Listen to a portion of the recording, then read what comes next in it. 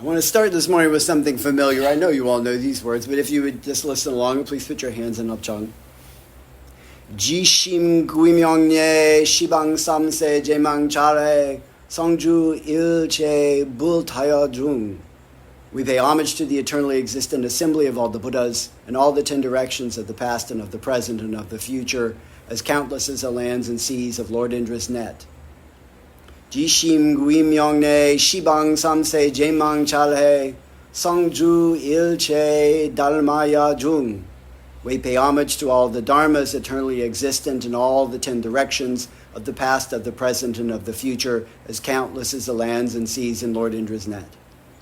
Jishim guimyongne shibang samse jemang chalhe songju ilche sungaya jung.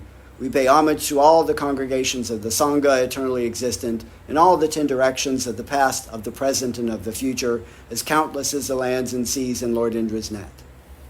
Thank you. Now, you all just chanted that a few minutes ago, right? So everybody should be familiar with those words.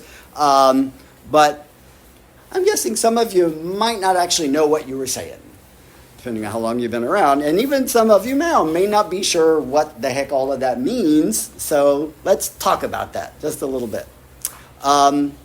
There's 2 bits in each of those verses. Obviously, I picked 3 verses out that have some things in common, right? There are 2 sort of repeating bits in each of those verses that might be confusing. The first one's really easy to explain. In all of the 10 directions. What are the 10 directions? Well, there's the 4 compass directions, north, south, east, west, and there's the 4 intermediate directions in between, and the last 2 then are the zenith and the nadir, up and down. So the 10 directions means all 10 directions, which means the whole world, the whole universe, right? Everything in the universe is what we're talking about. The more complicated bit, doesn't really focus on here, is the last phrase of each verse. Lord Indra's net. Who is this Indra person? Why are we calling him a Lord? Why the heck does he have a net? And what is he doing in our liturgy? Those are all kind of obvious questions to ask about those lines. The first term that I remember encountering sort of this image, this idea of a jeweled net. Some of you who've been around and heard me do talks before, I've mentioned several times about I kind of had a background in Unitarian Universalism before I got really, really deep into the Dharma, and I was at the big annual meeting that the Unitarian Universalists have every summer, and there was a session that was sponsored by a group called the UU Buddhist Fellowship. There are enough Unitarian Universalists who like Buddhism that they kind of have an interest group. And the speaker was someone some of you may have heard of, James Myoun Ford. Some of you may know him as an author. He's written a number of books. He was the first person, he's not the only one now, but he was the first person ever to be simultaneously a Zen Buddhist priest and a Unitarian Universalist minister. And he was talking about this thing called the jeweled net of Indra. And the reason he was talking about it was because the Unitarian Universalist sort of unifying document until very recently was something called the Principles. And one of the principles was directly inspired by this thing called the jeweled net of Indra. The line in their principles that kind of centers their congregation says, the interdependent web of all existence of which we are a part. And so what Myoun Roshi was talking about was how this idea of the jeweled net of Indra had inspired this idea, which then in turn, just a little interesting side tidbit, that thing from the UU Principles is what inspired Tim Berners-Lee to invent the World Wide Web.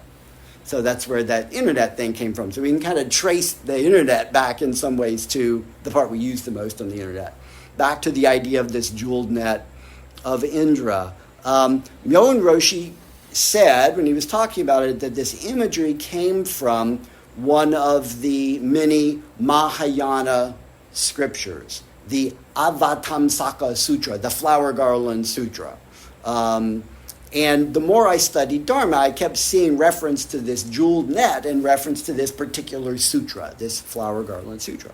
So When I finally got around to reading it in the most commonly available English edition, which is about that thick, weighs about 5 pounds, I was expecting to see, well, here's the chapter or the section that's going to kind of explain or walk through this jeweled net of Indra thing and what it was. And that didn't happen. I read the whole freaking book, and it didn't really, it mentioned it. There were a lot of references to it. There's jewels all over the place in that text.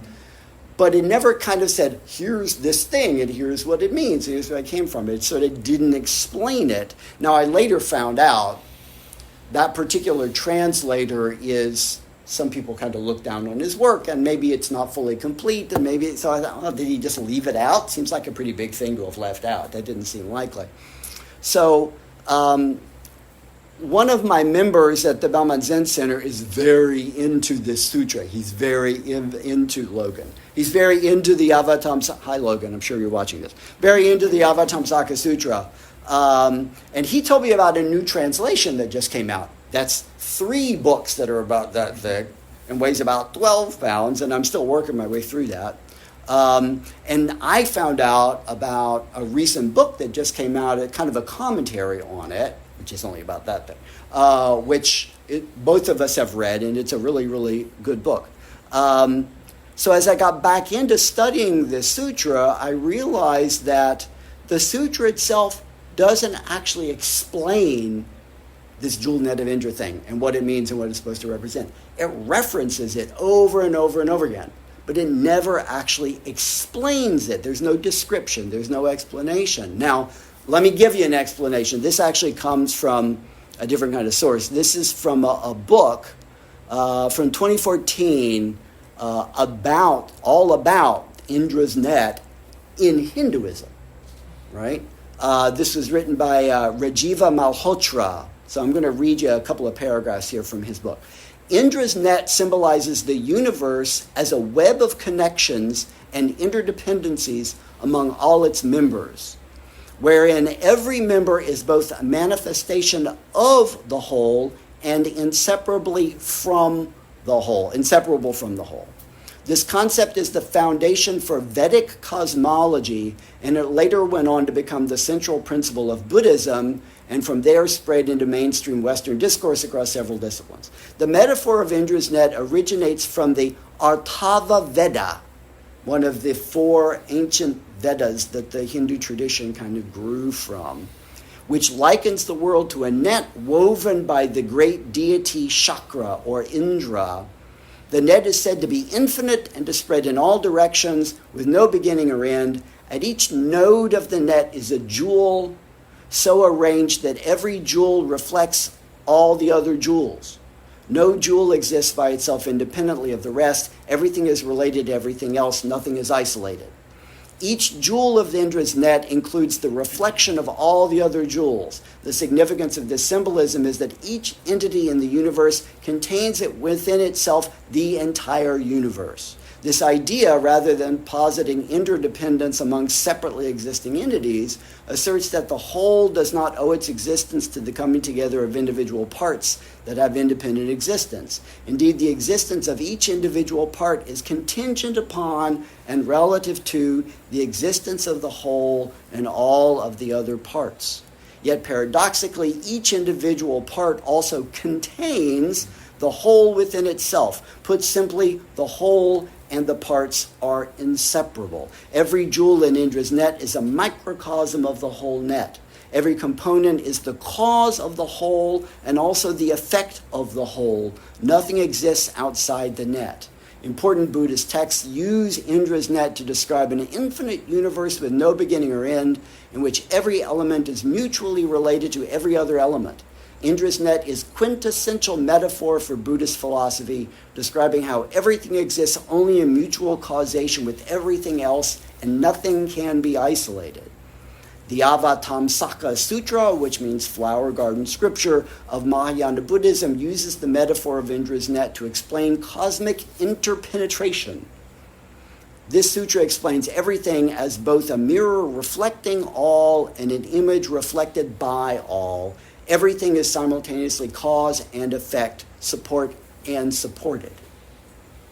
Or if you want to put that in a more pithy way, it just occurred to me, I don't have this written down, you can just quote Carl Sagan, who said, if you wish to create an apple pie, the first thing you must do is create the universe, which is kind of the same idea.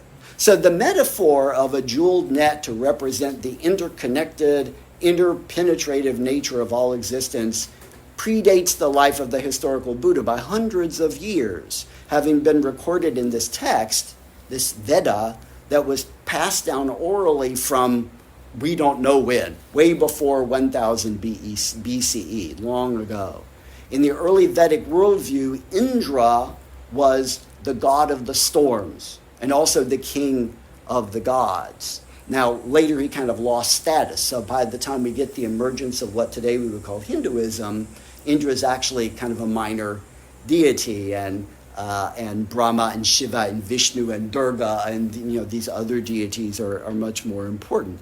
Buddhist texts like the Avatamsaka Sutra use this metaphor of the net, but they don't actually explain it because they assume the reader already knows about it, right? It's in the water. It's so familiar. It's so ingrained in the culture. It's just kind of taken for granted that it doesn't need explanation because it's already well known in the context of Indian culture. The symbolism was just kind of a standard cultural idiom with everyone's already familiar with it, so we can just take for granted that people know what this is. It would never occur to anyone in that era to need to explain it, right? It would be like us thinking we need to explain something that's sort of so fundamental to American culture that, of course, every American knows what this is. We don't need to explain this idea. So as the Buddhist tradition moved out of India, however, that shared cultural background was lost. You go into China, places like that, they didn't have that same cultural background. So teachers and scriptural commentators suddenly had to start explaining this. They had to start helping their students understand, what is this? What does it represent? So I'm going to read another little thing here. This is an example from Fa-Zhang. Fa-Zhang was a very important Chinese teacher.